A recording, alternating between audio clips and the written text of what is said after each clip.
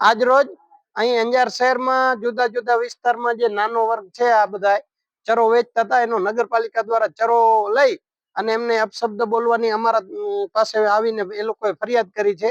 જે સંદર્ભે અમે નગરપાલિકાના અધિકારીઓને રજૂઆત કરી છે કે અમને ક્યાંક બીજી જગ્યાએ એક જગ્યા ફિક્સ આપી દો જ્યાં ચરો વેચી શકે એ લોકો. મને નડે નહીં અને એમનો ધંધો હાલે.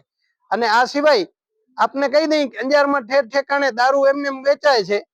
નગરપાલિકાને નડતું નથી, શાસકોને નડતા નથી, પણ આમના ચરા નડે છે. નાના માણસોનો ચરો નગરપાલિકા પકડે છે. હું એમને બે હાથ જોડી વિનંતી કરું છું તમામ શાસકોને, દારૂ વેચાય છે, હું તમને પોઈન્ટના જગ્યાના નામ આપું, જાવ ને હું છાતી બહાર નહીં ચાલે તમારી.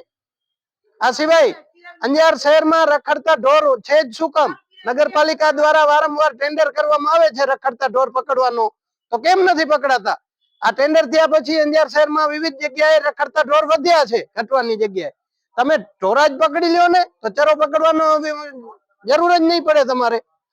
નાના માણસો કને તમારી જે દાદાગીરી દેખાય છે એ અંજારના બુટલેગરો અને આ જે રખડતા ઢોરો, આ સિવાય અનેક હું કને ક્યાં જાય છે આ શાસકોની દાદાગીરી?